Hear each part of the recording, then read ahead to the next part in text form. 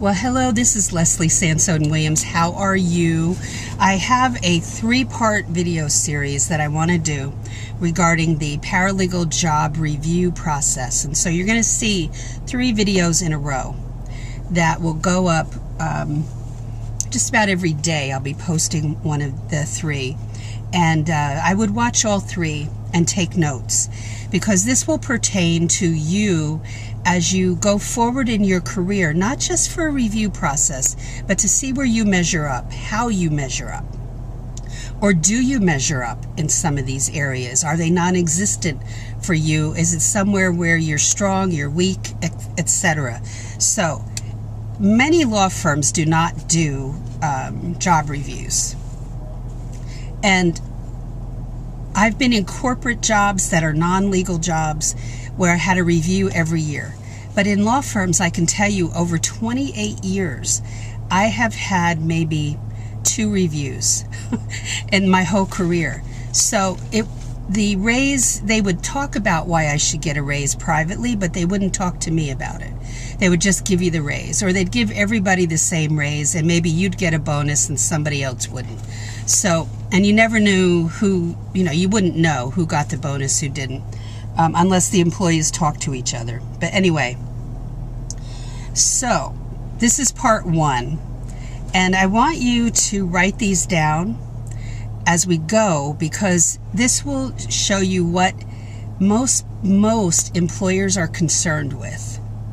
You'll see these listed sometimes, not all of them, but you'll see a smattering of these terms listed in job ads. This is what they need. This is what they want. And do you fit the bill? So I would, if you read an ad, and I'll teach this in my Paralegal Inner Circle class, there are certain keywords to use with the person that is interviewing you. And you might interview with the administrator of the law firm, which is like an HR director, or you may interview also with the attorney, which I would always recommend. Never take a job without interviewing the attorney, being interviewed by the attorney. So let's talk about, first of all, the job knowledge and skill sets. Now that's a pretty typical criteria, that they use to analyze you. How are you with the software knowledge? Your Microsoft Word, Excel, PowerPoint, and then any specialized software that you had to learn once you started the job. And that may be specialized billing software, where you have to track the time you spend on a case, that you would not have known what they used in that particular law firm, so you didn't have a heads up until the interview as to what they used. So then once you started the job, you had to learn it pretty quickly. So how did you do with that? So that's your job knowledge, your skill sets. As a newbie going into a law firm, how did you handle learning the new skills that you needed to learn? All of it. The filing properly, the computer files, the hard files, all of that. Everything that I teach on the practical side in my class, Paralegal Inner Circle, which, by the way, there'll be pre-registration coming up probably on the 22nd or 23rd. So check out the website and watch for that. And then on the 1st is when you'll have access to the classes. And you can register all the way up through the 1st as well of March. All right, so number 2, software. Now we're here with the software. You could have a specialized billing software. It might be software for a specific legal industry, and they have specialized software to spit out the documents. Now, most of the time when I worked in litigation, I didn't have specialized software except for Microsoft Word. So, but there's specialized software for certain areas of law.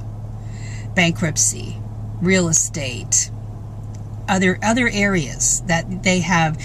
Some people have specialized software for estate planning to do wills and living will and all of that. So that if that's something you have never worked on, that's what you have to learn. And again, you might not ever have the chance except when you start working in the law firm. So how did you come along with the software knowledge? Did you pick it up quickly? Did you put a lot of effort into learning it? Okay, part of the review process. And number 3, organization. How are you at keeping everything organized? Are you using your systems like a to-do list? Are you filing things, the hard files? Are you hooking it in? Or are you throwing loose papers in the file? That's a no-no. Are you keeping the computer files organized in a way that everybody can find things? Or are you naming documents in a way where no one can find anything? So you have to look at what can you do to improve what's already there. If they allow you to do that, they might ask you for suggestions. And when you come up with a solution like I did for something in monitoring my cases, and I developed before I ever entered this one law firm, they were kind of like, we don't think that'll work. And then the senior partner one day listened to me, and it was probably the second or third time I talked to him about using one of my systems, and he did. And then we found out some very interesting information so that he was needing to find out. And that was all because of that little simple system we put into place. So I made sure that it's something I remembered, that I helped with. Track those things that you help solve. And then number 4 is communication. If you make a mistake, you've got to own up to it. You cannot hide this stuff. You shouldn't hide it. You should own up to it. Yes, you could lose your job if it's significant enough, but you gotta own up to it. They're gonna find out anyway, but it's not good to lie and do something shady like that. So own up to your mistakes. That's communication. Communicating with your coworkers is important. Saying hello when you walk in, even if they don't say it back, even if the attorney doesn't say it back. Say hello, good morning, and then just go on your way. Don't stand there waiting for a response. Just go on your way. But at least you are trying to build bridges, not tear them down. Don't act like an island when you go to work for anybody. You will need each other eventually, and it's better to work well together. I've been in situations where I came on to a law firm and another paralegal, might be just one other, and she was fuming because her best friend left. That was out of my control. That's happened 2 or 3 times because I'm replacing somebody, and there's a lot of hostility towards me as the replacement. But we got beyond it. And it took like a couple months, and they got over themselves and realized that it wasn't me like trying to replace that person. I was just, they'd hired me for the job. So those things occur in every walk of life, every type of job. People are angry that you replace somebody. You're not replacing them really.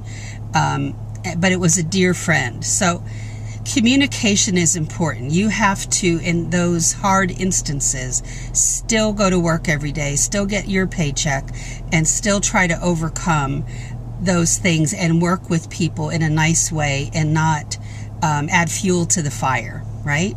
All right, so that's the first 4. We have 9 more to cover. So the second video will have 4 more and then 5 for the last video. So stay tuned. Write these down because you should sit in judgment of yourself and how you excel in each of these areas and start to improve before you ever apply to a law firm. Start to improve in your communication. If you're in a job right now, try to improve in those areas, and listen to what I said and what I will say in the subsequent videos about each of these areas and what's expected of you.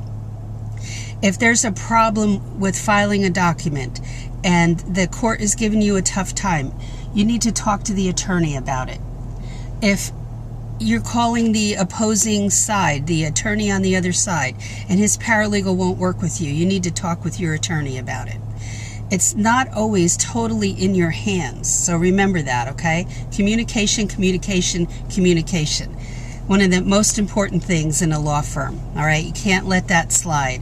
So that is it for today. I hope you'll come by the Facebook page, Paralegal Coffee Talk, say hello, hang out with us there. Most of the people there are just going into the law firm or law for the first time. In fact, we have very few paralegal veterans in that group at all. And so I would invite you to come over, feel safe there, feel free to ask questions here or on the Facebook page, either one. And I'll post quite a few links in the description box below so that you can go there and check out the website. There are podcasts on the website and also on an app called SoundCloud. SoundCloud, SoundCloud, and it's under my name, Leslie Sansone Williams 1, the number 1. And my website is under the same name, lesliesansonewilliams.com. And let me see, is there anything else I can tell you? Oh, this video and the subsequent videos are brought to you by the Paralegal Inner Circle class, which you can find out more info about on my website. Coming up in March 1st, pre-registration will be at the end of this week. My book, Legal Break-In, on Amazon. I'll post a link below. Check that out. For me, that would be step number 1, getting the book. You can read it right away in Kindle format.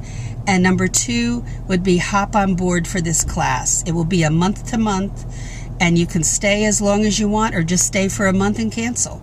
So it's up to you. Month 1, you will have access to all the classes, and there are 35 plus videos, which amounts to over 7+ hours of education on there for you on the practical side of paralegalism. Don't miss this. So have a great day and stay tuned for part 2 of the paralegal job review process. All right. So have a great day. See ya. Bye.